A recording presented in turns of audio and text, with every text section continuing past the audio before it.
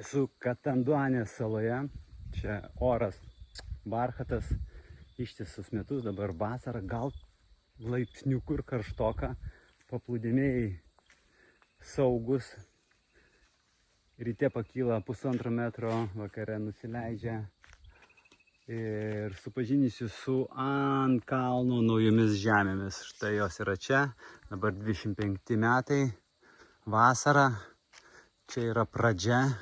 Užkilkime į viršų, pažiūrėkim, kiek yra to ploto.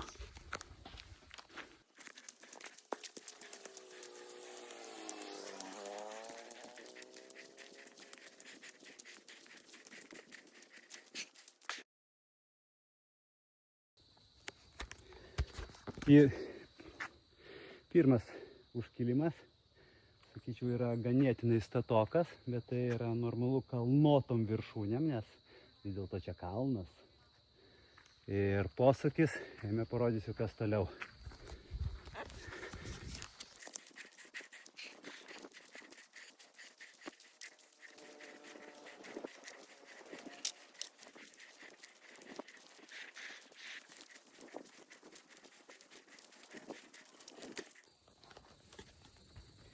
Štai jau bokštas matosi televizijos.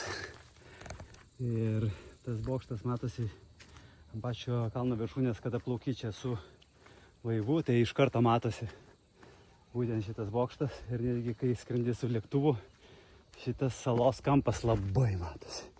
Pakilęs čia, aš jau matau tenai jūra, miestas, Rocbako kalnai.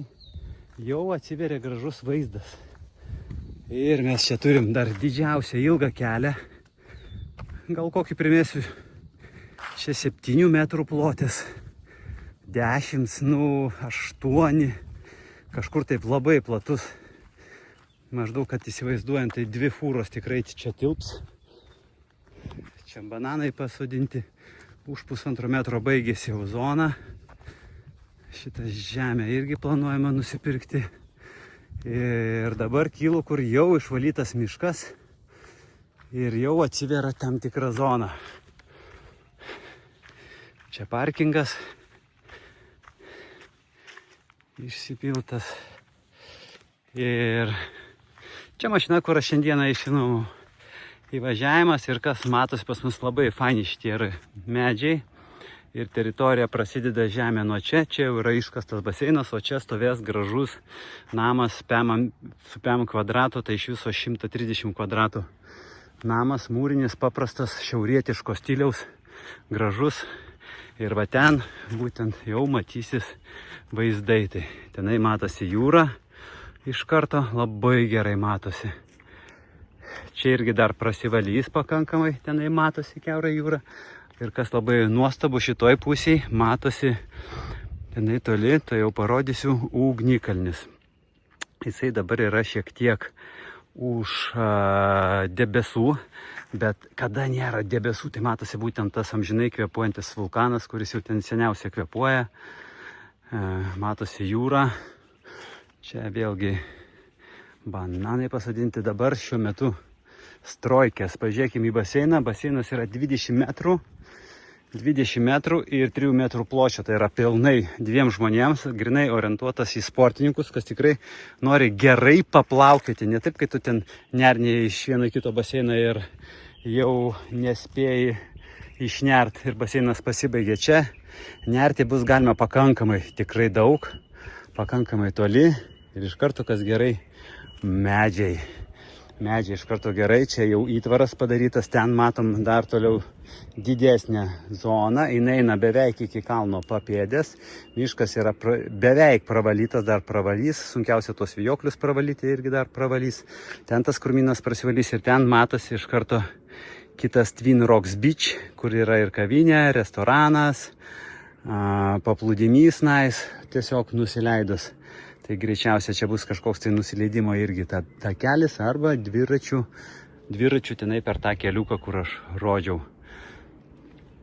Be abejo, va, palmės, bananai, kokosai.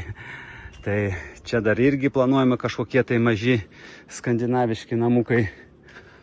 Ir taip, čia turim įtvirtinimą, kad baseinas nenusmuktų pakankamai daug to ground nuo tų lyčių, kur būna čia pakankamai vandens nemažai, nes čia ateina, išeina, niekada nežinai, kas kaip. Ir per vidurį stovi gražus dar medžiai ir saugoti, tenai šitas labai gražus medis.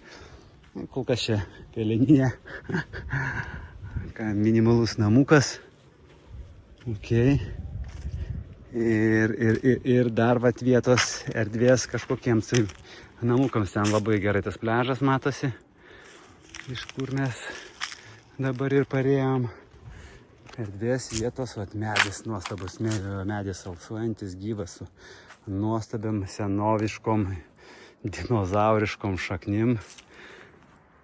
Šaknys yra išties įspūdingus, gyvos. Zona užsibaigia.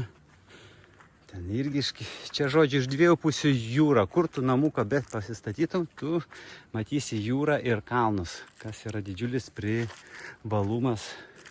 Akiai pažiūrėti visą laiką yra gražu, tiesiog žydra ir žalia. Viskas tobula. Žydras kaip dangus, žydra jūra ir žalias paviršius.